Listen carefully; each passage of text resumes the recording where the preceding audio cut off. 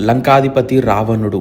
కొందరి దృష్టిలో అతను దుర్మార్గానికి ప్రతీక, అహంకారానికి ప్రతిరూపం. కానీ మరి కొందరికి ఆయన గొప్ప పండితుడు, భక్తుడు, సామర్థ్యమైన రాజు. మరి నిజానికి రావణుడు దుర్మార్గుడా లేక అపార్థం చేయబడిన మహానుభావుడా? ఈ వీడియోలో చూద్దాం. రావణుని గొప్పతనం. రావణుడు సాధారణమైన రాజు కాదు. అతను అత్యంత పాండిత్యంలో వేదాలు, జ్యోతిష్య శాస్త్రాలు, సంగీతం అలాంటివన్నీ నేర్చుకున్నాడు. అంతేకాదు వీణలో నిపుణుడు. శివతాండవం స్తోత్రం రాసిన వాడు కూడా అతనే. శివుడిపై అతనికి అపారమైన భక్తి ఉండేది. అయితే లంకలో అతని పాలనలో ధానిక సమాజం, పేదరికం లేని రాజ్యంగా ఉండేది. ఇప్పుడు రావణుడి చీకటి స్వభావం ఎలా ఉండేదో చూద్దాం. మొదటిగా అహంకారం. అతని జ్ఞానం, శక్తి, భక్తి అన్నీ ఉన్నా అతని అహంకారం అంతకంటే చాలా పెద్దది. తనే విశ్వంలో క్షత్రియుడు అనుకొని ఎవరి మాట వినకపోవడమే అతను చేసిన పెద్ద ద్రోహం. నెంబర్ 2, స్త్రీల పట్ల గౌరవం లేకపోవడం. రావణుడు స్త్రీలను అస్సలు గౌరవించేవాడు కాదు. అయితే సీతమ్మ దేవిని అపహరించడం అతను చేసిన చాలా పెద్ద చెడ్డ పని.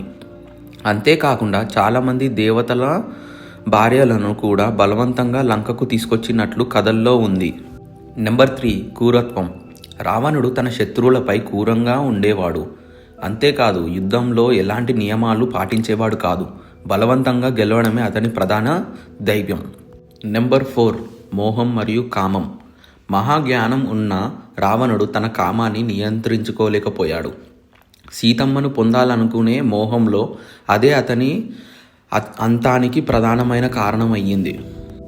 నెంబర్ 5, చెడు సలహాలను వినడం అండ్ మంచి సలహాలను తిరస్కరించడం. మంచి భార్య, మంచితనంతో కూడిన తమ్ముడు ఉన్న వారి సలహాలను వినకుండా అహంకారంతో తిరస్కరించేవాడు. అందుకే తన స్వంత సోదరుడే రాముడి వైపు వెళ్ళి లంకను కాపాడే ప్రయత్నం చేశాడు. నెంబర్ 6, అధర్మం. రావణుడు యజ్ఞాలు, పూజలను ఆగిపోవడానికి కారణమయ్యేవాడు. ఋషులను భయపెట్టి ధర్మాన్ని ధ్వంసం చేశాడు. అందుకే అతను అధర్మానికి ప్రతీకంగా నిలిచాడు. అందువలన రావణుడు చీకటి వైపు అహంకారం, క్రూరత్వం, కామం, అధర్మం ఇవే అతని రాక్షస రాజు నుండి చరిత్రలో దుర్మార్గుడుగా నిలిపాయి. రావణుడి జీవితం మనకి చెబుతున్న పాఠం ఏంటంటే జ్ఞానం ఉన్నా, శక్తి ఉన్నా ధర్మం లేకపోతే పతనం తప్పదని. మరియు మీ అభిప్రాయం ఏంటి? రావణుడు కేవలం దుర్మార్గుడేనా లేక మంచి లక్షణాలతో కూడిన చెడ్డవాడా? కమెంట్స్లో చెప్పండి. వీడియో నచ్చితే లైక్ చేయండి, షేర్ చేయండి, ఇంకా సబ్స్క్రైబ్ చేయడం మర్చిపోవద్దు.